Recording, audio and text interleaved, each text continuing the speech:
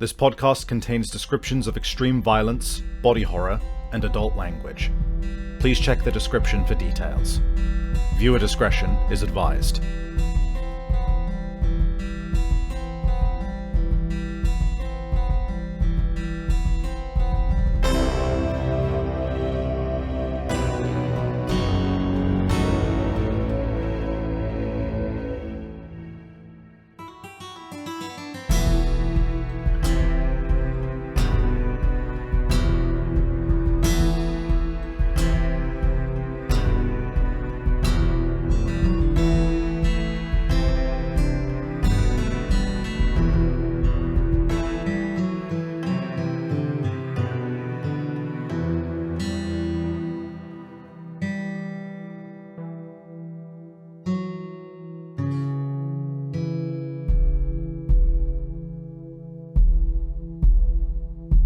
Yeah, you continue making your way and using the time slinking between alleyways to get yourself ready for this encounter.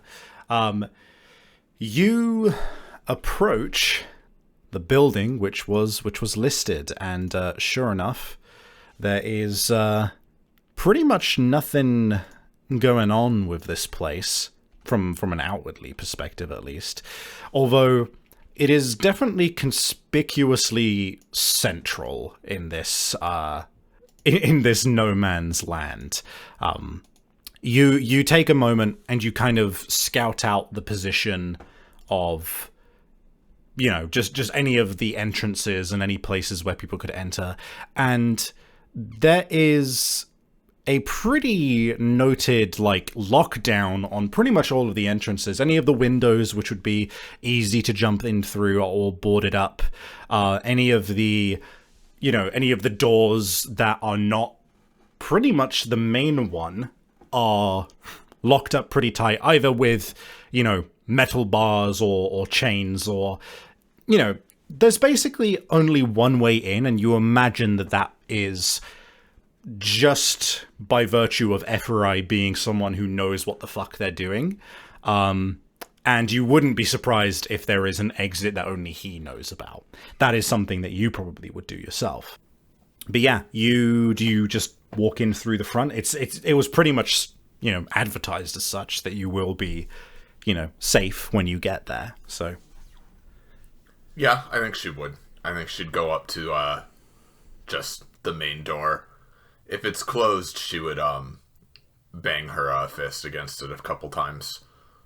You knock on the door, and there is the pointed sounds of light commotion inside of the building.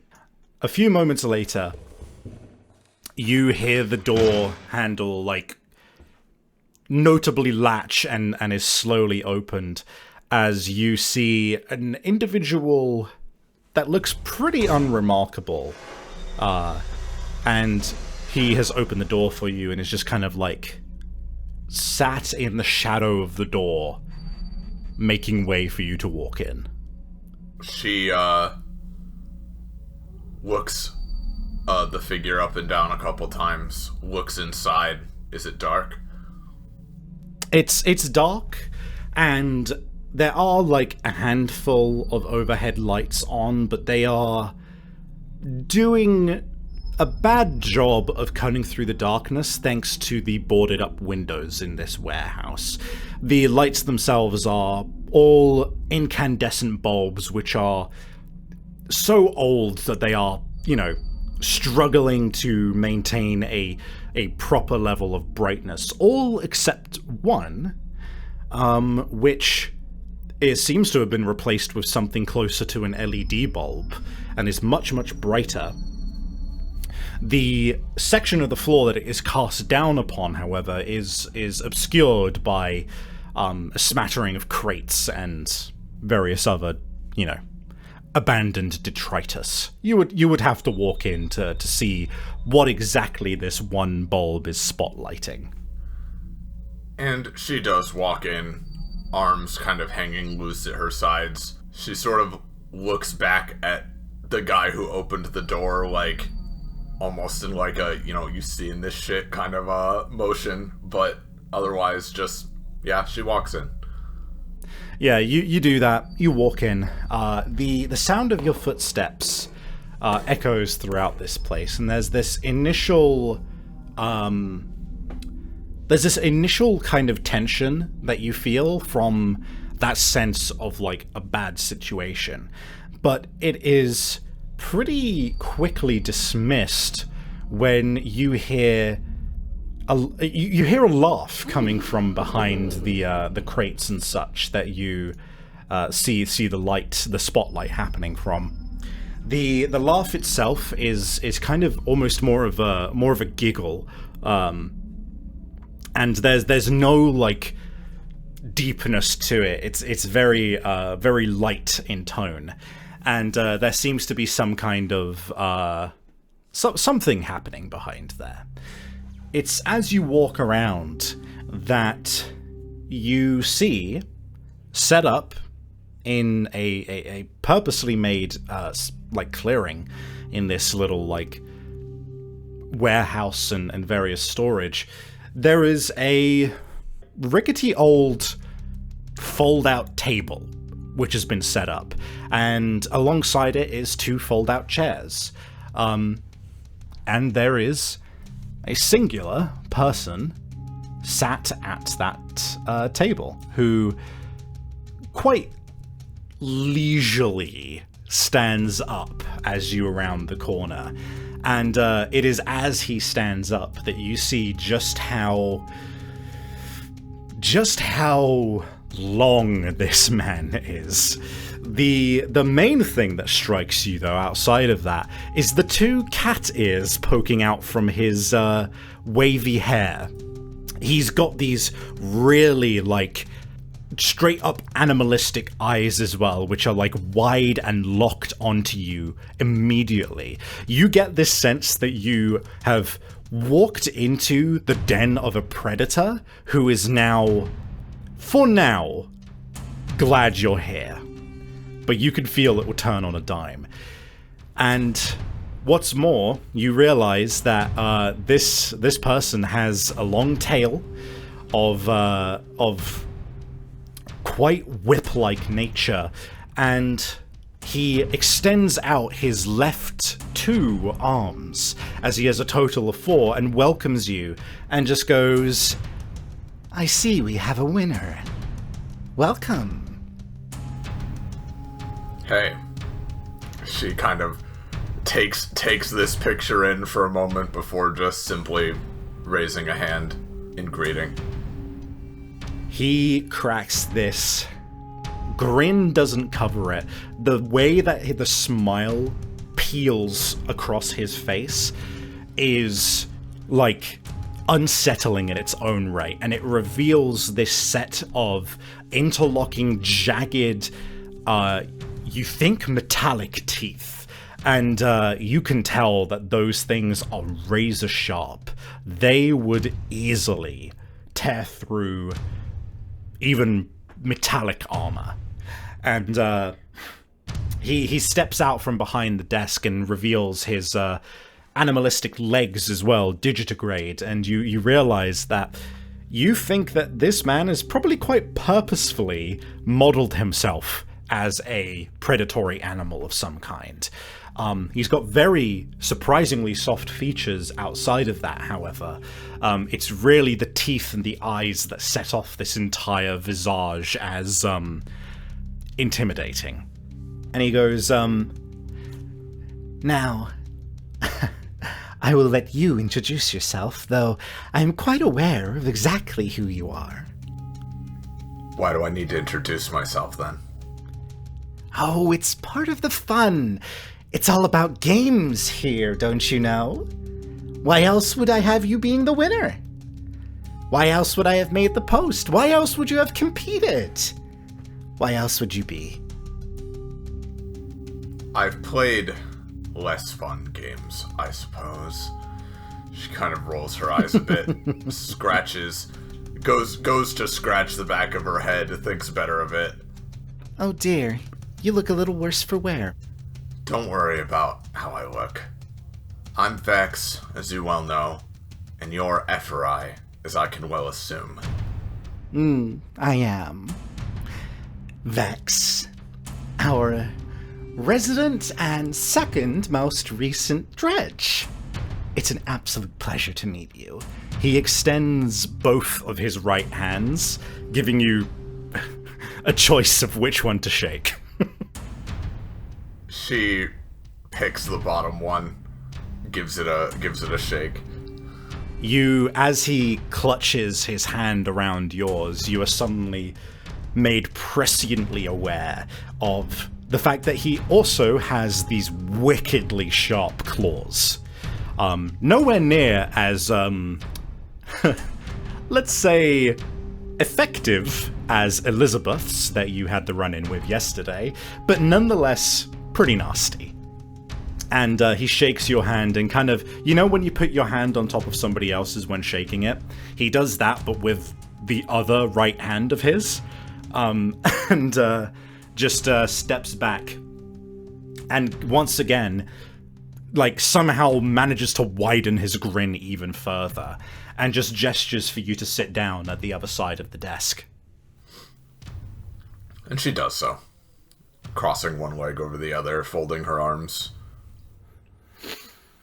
Well, I can't rightly say that I was expecting a dredge to take advantage of this opportunity. I was mainly doing this for the sake of just a little fun and games. I've got a couple of cameras here and there, and you know, you did pretty well earlier. Although you did get knocked pretty badly. You saw that, huh? I did.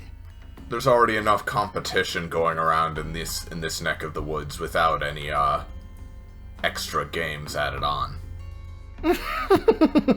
Oh, that's exactly why I had to do it. It's just the equivalent of a ripe fruit. Sumptuous. Oh, it's these kinds of locations, these kinds of situations which really get the juices flowing. Besides, people were gonna get hurt anyway around here. I'm not doing any extra harm. Yeah, I guess not. It certainly was intriguing. I mean, I'm here, aren't I?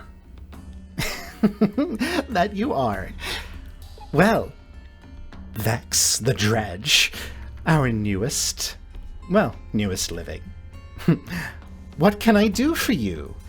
Did you just want to meet up? Is the prize still up for grabs, or will you be grabbing it? I think I'll be grabbing it. I want information. Oh, perfect. Well, do tell, what exactly is it that you're looking for? Dirt on a dredge? Maybe you've got a target in one of the higher echelons, your first big job, something like that? Tell me, I'm more than willing to listen.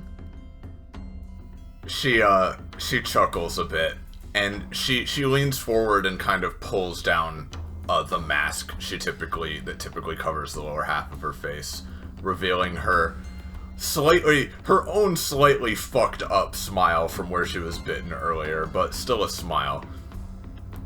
You know, Eferai, I think for someone with your preferences and sensibilities, I think I have the perfect little challenge for you to undertake. Something that'll really, something you'll really find intriguing. He, as you say that, he, with all four of his arms, one goes under his chin, another rests underneath it to support it, and the other two steeple in front of him, creating this very strange calamity of limbs in front of him. And he widens his eyes as you watch the slitted pupils kind of like dilate a little bit in interest. And he just chuckles and lets you continue.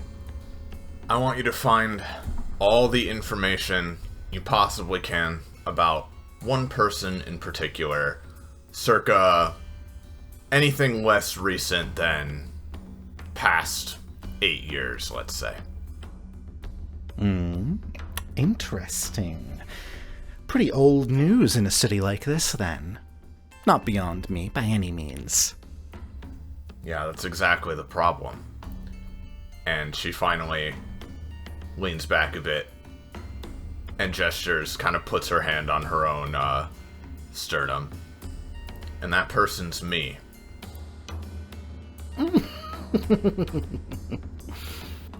Now, I had heard rumors on the grapevine that you have a little trouble with memory. It seems that's correct. Seems like it all spilled right out of my head, you know? Oh, more than that did, yes. Well, let me tell you something. I am more than happy to take up a task like that. It's the kind of thing which, well, only someone like me could do. I only imagine that's why you're here. You probably haven't had many chances to look things up yourself, have you? Busy, busy, busy. First 2 years. We've all been through it. I've looked up some information. Some potential leads you could go on, but nothing more than that. That was my next question. So go on.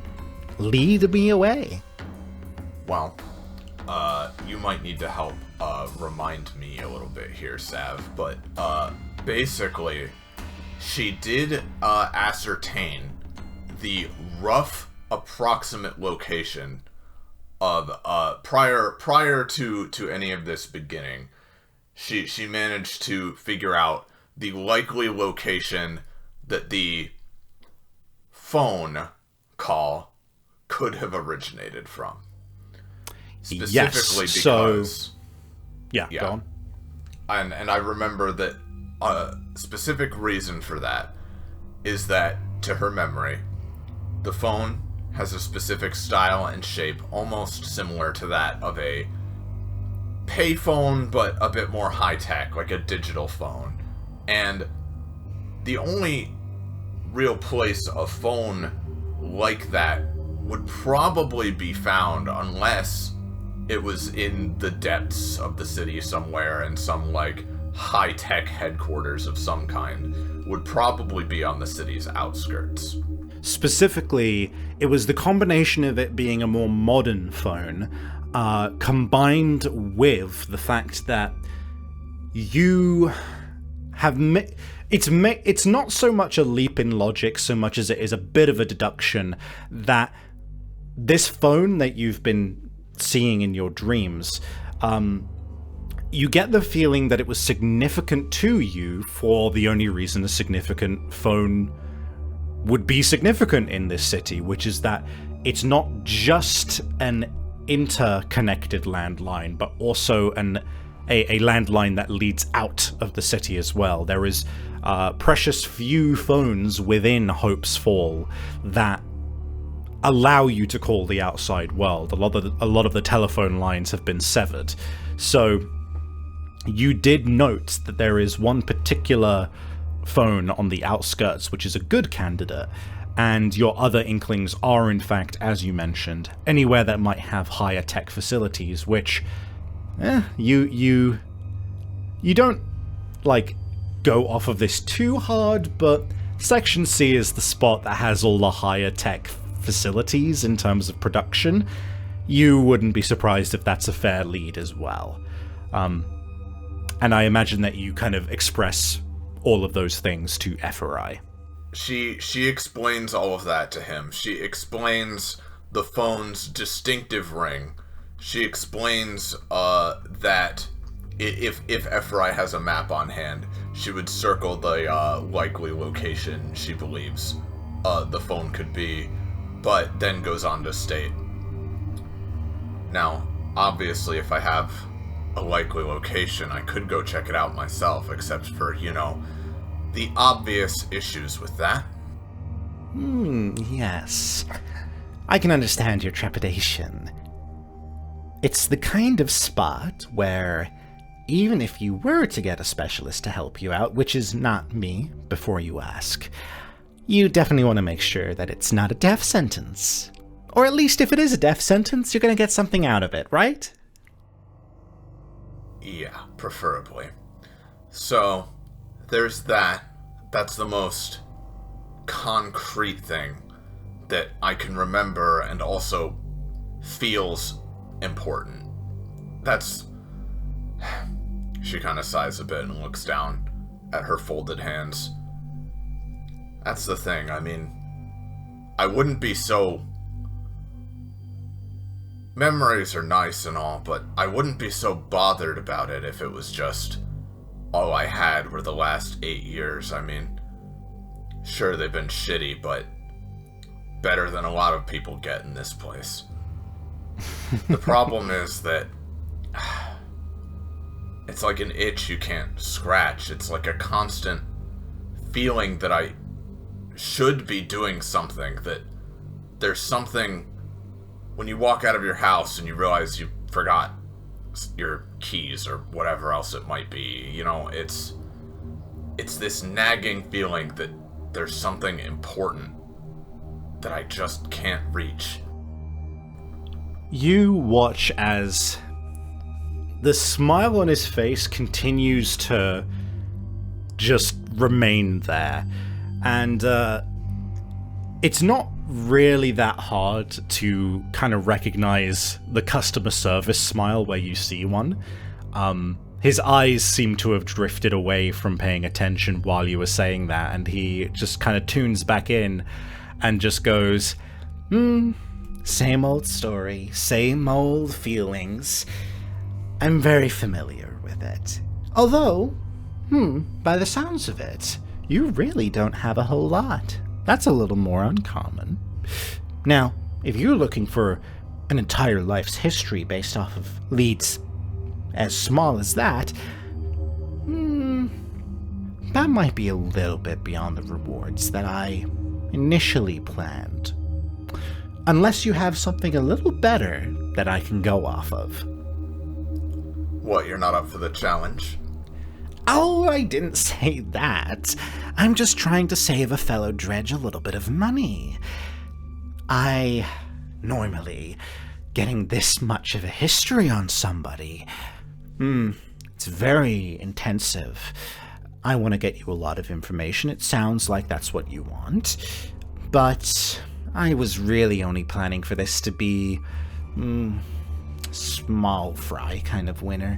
Petty stuff that little fish in this big brown ocean tend to worry themselves about.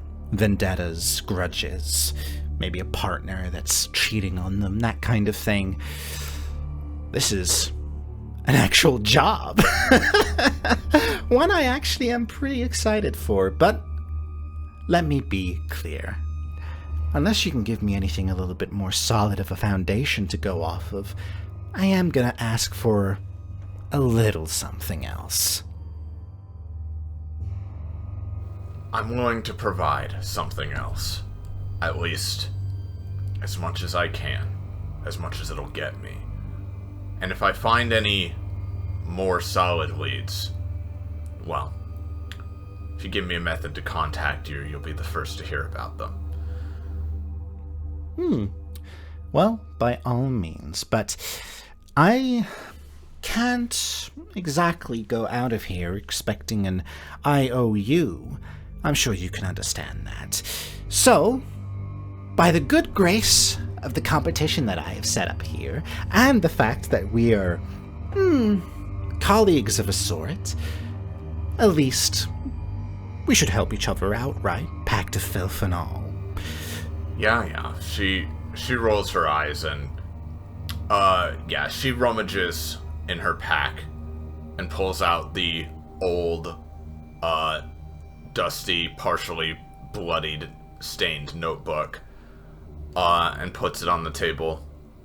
Now, I can't stress enough that I need you to be careful with this, because it's the only thing I have from before I woke up, so to speak. But she kind of slides it over. I've looked through it, I don't know how many times. I've practically memorized it, but there are old drawings, notes, sketches. Just, it's a notebook. There aren't there isn't much in the way of any concrete details except for, a couple of just brief, remember this later stuff. I don't know if you can glean anything from that, but maybe there's something in there that can get you started. He looks at it, and as you slide it over, he kind of looks up at you as he just, gently places a claw on the book and just drags it towards himself the rest of the distance. He's got these considerably long limbs as well. They're a little disproportionate. Not massively so, but they just make him look a little bit more ugh, And, he drags it towards himself and he goes, an old keepsake. Well, all right. For you, he snaps his fingers. And from the shadows behind some of the boxes, you see another one of his goons walk out. You had not seen them there before. Oh, Jesus. And if you look around, and sure enough, you actually see, you know when you see the reflective eyes of animals in the night when you turn on a flashlight when at night. Mm-hmm. You see suddenly a couple of pairs of eyes which have that inhuman reflection to them, just peering at you from various points in the room. And this guy comes out, and Eferai kind of, without even turning his head, just basically speaking at you to this goon, goes, fetch the cameras, or maybe just pen and paper. And he walks off, and sure enough, a few minutes later, he does return with a camera in tow. And in the meantime, Eferai starts flipping through it, and he goes, well, I will at least go through the effort to make sure that you won't have to leave it in my hands. I understand how these things are, and normally I like to lord a little bit of collateral over my clients, but we just met. It would be impolite. But let's see. Oh, well, first dozen pages are pretty much kaput by the looks of things. Too much blood and dirt. That's a shame. Normally the starts of these kinds of diaries are pretty useful. He just kind of tuts and hums to himself as he flips through it. And he reaches this one particular page. A page you recently landed on, in fact. The page with the drawing of the tree. And you see his eyebrows kind of involuntarily raise, the first time that you feel that he might have let slip a little bit of actual genuine emotion as opposed to this front that he has. And he looks at it and he goes, now that's something you don't see every day. At least, not drawings. Well, that might be something in and of itself. Do you know where this might be? I mean, no, not really. It's just a drawing. It's not a photograph to go off of. Yeah, but here's the thing. You learn this about people the more you have to experience and learn the needles and nails that get under people's fingernails and skin when it comes to emotions. I have my methods. But you learn these things. Namely, people don't draw things, really. Not in this detail, unless they care. Sentimental value, all of that kind of thing. This is a lead. Because you at some point saw this tree, felt all emotional about it, and decided to put graphite to paper. She kind of narrows her eyes, like, when he says it that way, but, you know. So, considering how hard it is to come across trees, here most of all in Hope's Fall, maybe we just need to find a little bit of wood and go from there. I'll certainly make a note of this. And the guy comes back with a camera at this point, and he just kind of lazily hands the book over to him without looking and just goes, start taking pictures of all of the pages, make sure that the lens is nice and clear when you do so, and get them developed at our normal place, 3 times size, make sure that it's in high resolution. And be careful with it. Yes, and be careful with it, yes. And, you don't like how dismissive he is with the last part, but he kind of looks to you, and he goes, You know, I don't think I've ever seen a tree either. Not one that isn't in photos, that is. In person, least of all. I mean, mushrooms, watercress, leafy green. Sure, we got plenty of places that grow that kind of crap around here, and flowers too, but trees? Man, topsoil's so fucked around here. Good luck. That is something interesting. I've been here my whole life, and I've never seen a tree. You're a pretty interesting person, Vex. No memory, and yet maybe you lived outside of the city at some point. Only makes sense. Especially if you have memories of, what, a landline phone with a connection to the outside world? Not many people need that kind of thing here. Curious little details. Well, first of all, you are quite the interesting one yourself, if you don't mind me saying so, which I'm sure you don't.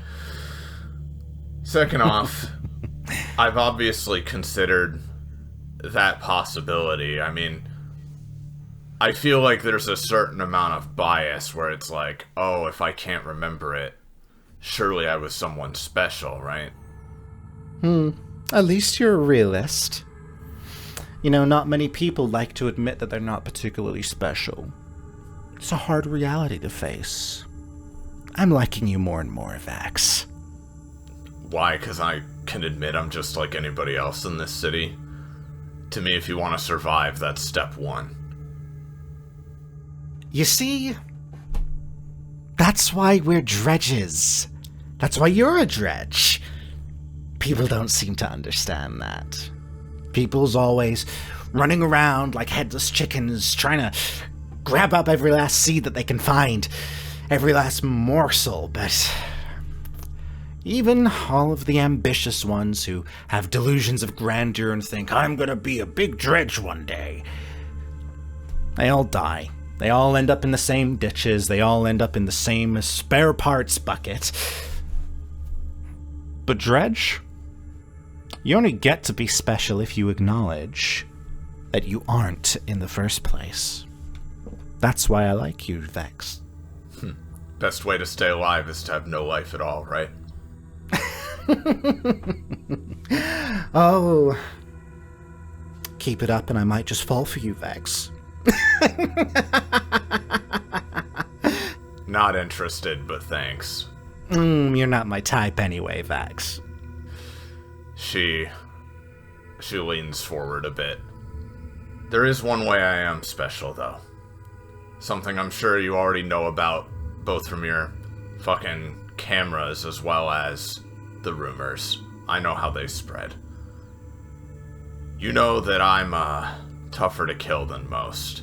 I'm not immortal like some people like to say, but without going too far into the specifics, because I won't before you even ask, that is certainly another thing I'm curious about.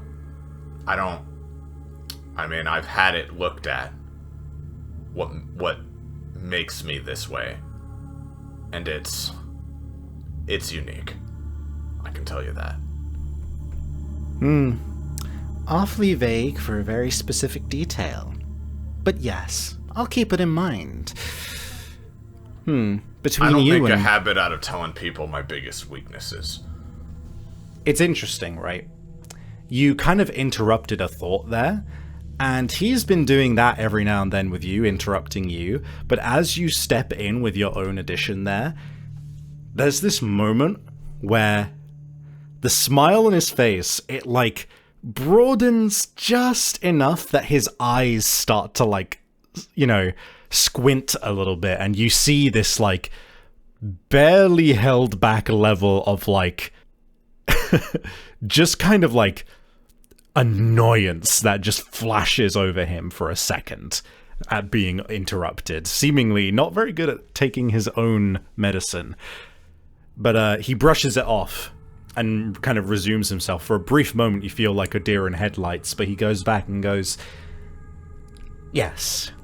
Well, any old idiot in this city is, plenty harder to kill than humans of the old days. But you are definitely different in that regard. I can by all means look into it, see if there's any information I can dig up on that front as well. Have you considered talking to Hyde? Hyde? Yeah, I thought you might know him. He's also got a bit of a reputation of being hard to kill. Maybe he has a little information. I'll question him by all means. That is my job now that you've hired me for, pro bono. But, hey, maybe you'll get a little something out of talking to him personally as well. I mean, all I got is vague indicators as to how unkillable you are. You're the living proof of it, however. You've experienced it. I'm sure you've had your brains bashed out plenty of times before today. She shrugs a bit. Once or twice. I've heard that he's definitely one of the hardier ones of us, too. Though I can sure tell you're no slouch, either. You see, big difference between being hard to kill and hard to catch. Then again, I do pride myself on being slippery. I'm sure you do. Hello everyone, welcome back to your regularly scheduled break. I hope you've been enjoying my shitty cat boy Eferai. He is probably one of my favourite characters to play, if that didn't come across in my performance, and I hope you enjoy him as much as I do. Before we get into the normal shilling though, I wanted to make a quick request of all of you. If you are watching this on YouTube, it would really help me out if you put a like on the video and maybe even considered putting a comment down below. And of course, subscribing if you have been enjoying this, if you aren't already, is a massive help as well. I really want to get the word out on this show, and telling the algorithm that this is cool and good and worth talking about by commenting and by liking is going to be a massive help to that. If you're listening to this on one of the podcast apps or websites, then go ahead and rate it. Most of them, I believe, have a rating system. And if you are listening, then downloading also helps if you are able to, and you can keep it on the go even. You don't even have to be online to be listening to it that way. If you want to support me in a more direct way, then you can go to my Patreon at patreon.com/eternal_savvy. Again, that's eternal_savvy. And you can donate as little as $1 a month to get a hold of an episode ahead of time. So for this one, you can get hold of episode 6 right now on my Patreon if you're listening to it on YouTube or on a podcast site right now. You can throw a couple extra bucks my way every month if you're just feeling generous, but even the small amount of $1 will get you the extra episode. And if you want to find me anywhere else, I'm pretty much eternal_savvy everywhere. That's Blue Sky and Twitch, of course, as well, which is where I stream pretty frequently. Usually art streams or just video games, but sometimes some tabletop as well. We have a past show that came to a conclusion as well called Chromerai, which I'm also very proud of. And if you want to keep track of my VODs for the Twitch, then you can find me at staying_savvy on YouTube. I've been slowly uploading all of my old videos there because Twitch were silly and nuked our entire backlogs, but it's all saved and it's slowly getting put up there as well. Anyway, that's pretty much it. Like, subscribe, comment, all of that stuff. You know how it is. Thanks very much. Let's get back to the episode. Bye-bye.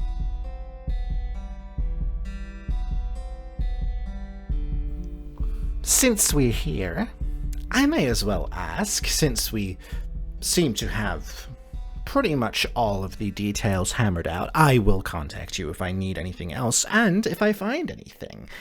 Until then, at this point your book is handed back to you, and the goon briefly just says a word of got it, boss, and he just waves one of his 4 hands to dismiss him, and he goes, now, I do offer a multitude of other services, but the one that you might be most interested in is the old classic. If you, hand me over a little cash, I can give you a rundown of the current goings-on in the city. I am nothing if not a good pair of ears, after all. Basically what this is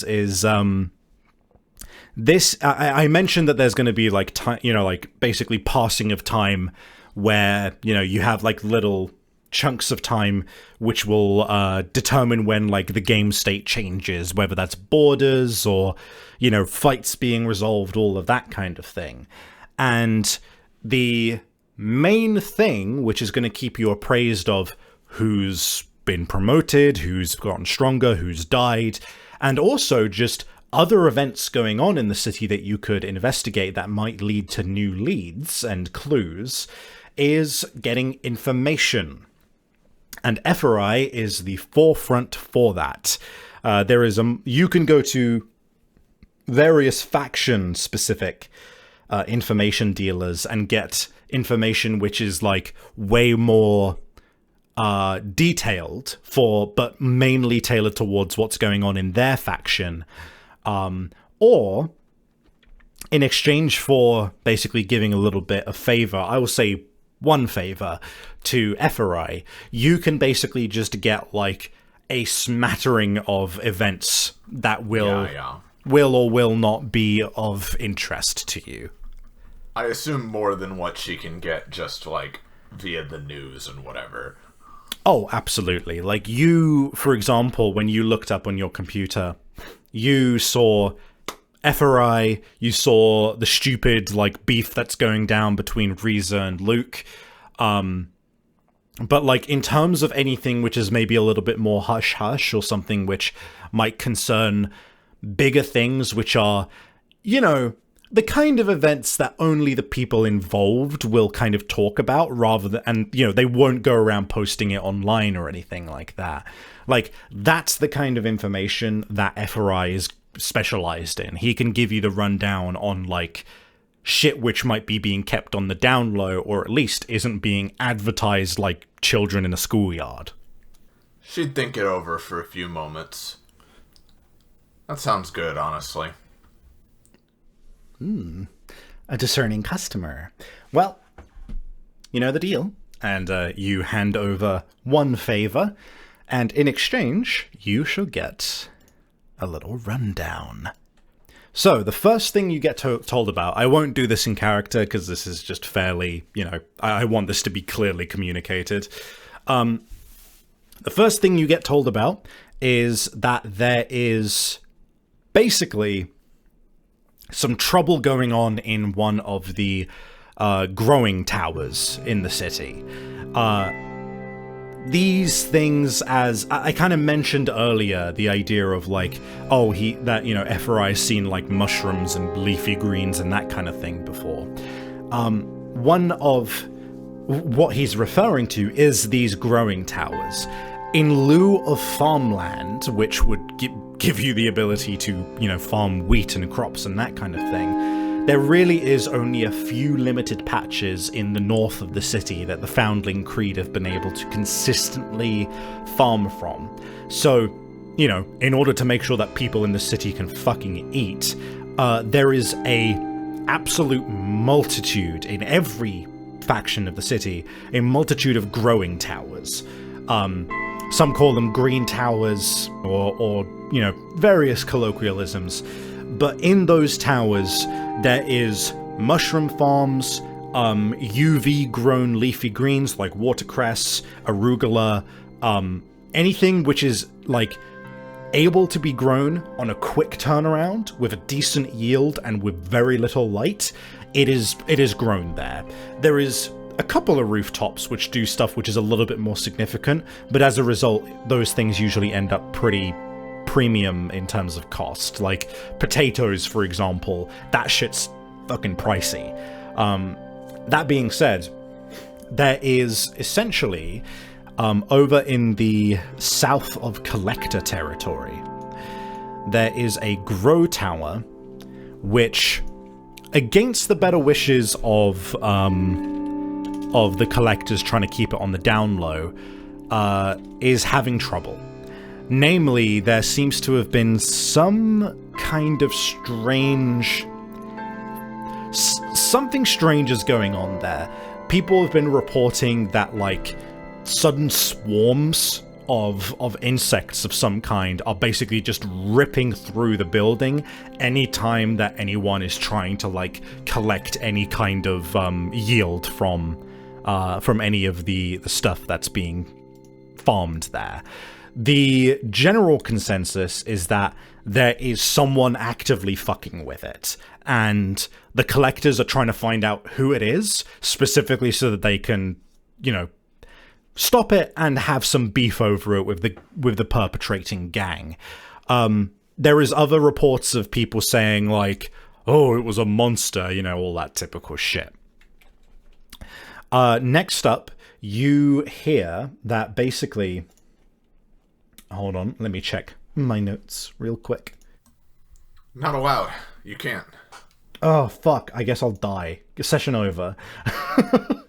But, yeah, so you also hear that basically there is some notable commotion that's been going on in the Section C. So there has been some trouble with someone who has basically been quite brazenly trying to essentially commandeer one of the apartment blocks. The main trouble with it, of course, is that it seems to only be this one dude, and it's this just really fucking shitty rundown place, right? But nonetheless, it's Section C, you know, it's still their territory, and so the fact that some unaffiliated idiot is trying to stake a claim to a building in Section C territory is causing a fuss, and he has, by virtue of it being a shitty rundown building with crappy stairways and, like, loads of spots where you can essentially, like, hunker up and just, you know, fire into a crowd that's coming into the building. This guy has been using his home turf knowledge to basically actually become fairly entrenched. And it seems that all he's been using has been a machine gun and a just kind of absurd amount of ammo for it. So it is definitely a place that Section C would be grateful for being taken care of. The next thing, which is an issue, once again, let me check my notes. There's so much stuff that I want to do. I did want to give you, because that's the thing, right? I wanted to make it so that I'm not expecting you to do every single thing, right? I'm trying to, but and I want to, you bastard. I want to explain this to the audience as well. Like, I'm doing all of this not because I'm expecting us to just do, like, fucking episodes and episodes and episodes of side content. It's very much meant to, like, this is an entire city. You are one person. there is always going to be shit that happens that you just genuinely do not have the time to deal with. And as a result, there's going to be that very Nemesis system feel where, you know, you miss out on dealing with a situation and, you know, people get to do and carry out their plans in the ways that they want to as a result.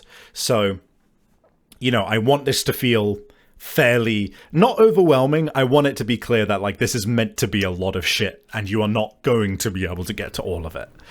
I'm gonna do it, chat. I'm gonna do everything. Every side quest, we're gonna go for the 100%. Just saying that up front. Mm-hmm. Yeah, the last thing which is going on is that in collector territory over here, this is pretty nearby their main junkyard. And this one in particular, Eferai kind of draws a bit of attention to, right? He points out that this is a fairly... You've heard about these events, you've never seen the outcome or been involved in them. The collectors, being debt collectors, obviously have a lot of people under their employ, against their will. And as a result of it being against their will, well, it's natural that a bunch of people with the same motivation to get that debt erased, with the same problem, and with a lot of numbers, will frequently get very upset about the state of affairs, and will try to organize, you know, some kind of essentially civil war / rebellion within the collectors to try and get themselves rid of their debt. The trouble is, more often than not, it's only the people who have just recently been recruited to the bottom of the fucking ladder. Which means that the collectors don't care about them. These are basically known as fucking recycling events within the collectors. It is closer to a culling. They are currently sending out the message to trusted members and Dredd that they are looking for help with their next recycling, which is unambiguously them purposefully hunting down and killing a large group of their dissenting lower rank members. Neat.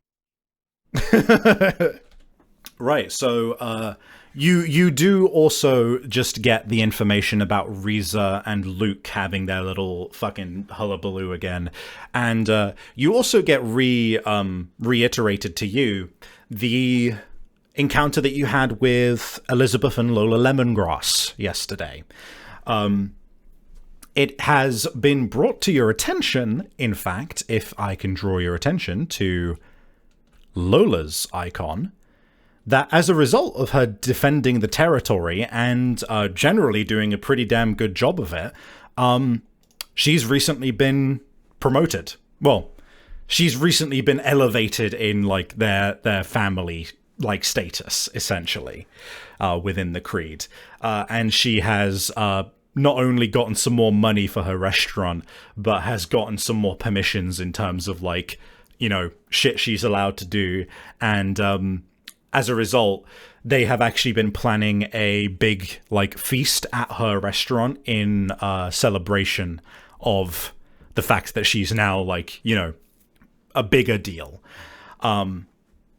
You do also get the information that while they do not know where she is currently recuperating, Elizabeth is still around, and she's definitely upset about what happened. There has been the word on the grapevine through, you know, pub crawls and bar trips that through a quite literally sewn together jaw that she is essentially coming for your ass. for my ass in particular. Yes. She is definitely not happy with Lola either. She, like, that's very clear, but like fucking Eferai was like, It's probably more relevant that she specifically wants to fucking kill you. So, but yeah, no, she is also after Lola. Which one she decides to go for first, who knows? But yeah, no, she has not let go of what was going on yesterday. Does Eferai have any information on where exactly Elizabeth is, like where she's hanging out? She was a Section C person, right? No, she is, she is a collector, but she's ex-Section C, which is why she was so keen to get hold of that organ you were transporting. She's a collector of organs. And as a result of being kicked out of Section C, she is like, if there is one thing that you are confident of, she is going to be very, very hesitant to invade Section C territory, because she is probably kill on sight when it comes to that gang. So in terms of where she's hanging out, you are pretty damn certain it's going to be in collector territory. Eferai gives you a list of like a couple of different bars that she frequents. Let's do a black pin and just put it like here and just label it Elizabeth could be anywhere. All right, let's move that up a little bit. Just so that we have that noted. I like that marker and that label in particular is like, it makes Elizabeth out to be some kind of like cryptid-esque like mind virus. Like she could be anywhere. She could be anywhere within this particular territory and you these could get three to bars. the bottom of the cereal you're eating, and bam. Oh dear. Yeah, you get a list of the bars that like she frequents. They're all fairly deep in collector territory, so like you have fairly free run of the city as a dredge. It's just one of those things where like if you poke your nose in to what is ostensibly like a members only pub in that part of the city, you are going to get some stink eyes, you're going to get some questions. No one's gonna, no one can do anything about it because you're a fucking dredge. So, it's just, something to be wary of, that if you poke around too much, it might not be well received. That being said, excuse me. Yeah, so that is that. She's after you, and you know that you could probably track her down if you wanted to. She has not been promoted as a result of her fight. In fact, she has been fairly she's been kind of dunked on by a lot of people recently. She's been con-moded. Yeah, like she's definitely not being treated too kindly amongst her friends. The thing which is, I should note, is pretty impressive as well, and why and to further solidify why Eferai is of particular note as an information gatherer. This happened yesterday, and Eferai already has this info. But yeah, that is pretty much the rundown of like current events. There is most definitely other shit going on in the city, but that is pretty much what's to hand. But yeah, Eferai, after giving you this information over the course of, I don't know, however long, kind of leans in and is just like, of course, if you ever need my services again, feel free to send out some feelers to see if I can maybe find you. Or, just next time we see each other, we will be seeing each other. Just feel free to give me a call. Sounds good. You certainly know your stuff. And, well, I'm used to hoofing it by myself, and if I'm ever gonna find anything out, probably should make more of a habit of, branching out my information sources. You should. It pays to be in the know here. I should know. I get paid to know. And let me extend to you a personal invite as well. Feel free to let me know if you want to play any games. I have plenty to hand, and plenty that we could play together if you wanted to. I assume you don't mean, like, video games? No.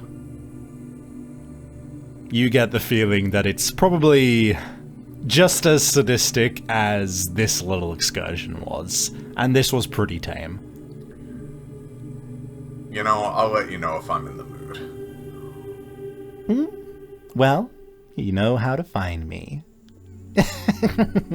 Right, well, since you won, we should probably pack up. Otherwise, people might get the wrong idea that I'm giving out free info. You take care of yourself, Vax. I was about to say, I don't want to trek out here every time, No, don't worry. I'll have my tabs on you, and I'll most certainly be paying you a visit at your apartment when I have some information. Just knock first. Can do. He stands up, and his considerable height, not as tall as Brimstone, that's for sure, but definitely imposing in his own weird way. And he slinks out of his chair, his really long whip-like tail, kind of. You hear the metallic clinking of the various interlocking mechanisms scrape across the concrete floor as he stands up and just kind of does a circular motion with one of his hands and goes, "All right, everyone, round it up. We're heading to our normal spot." And there is the immediate commotion of all of the various goons. All of the reflecting eyes suddenly start to move all at once as there is just the sound of things being packed up, the sound of feet being just lightly hustled across the concrete. And Eferai turns to you and just goes, "Well, Vax, until we meet again." Till then. She stands up and offers a handshake of her own. He once again takes it and gives you another one of those slightly uncanny smiles. And he turns away, and the long whip-like tail almost gives you a little bit of a... It almost clips you, seemingly on purpose, as he turns and walks into the darkness of the warehouse. She pulls her mask back up and walks out like a normal person.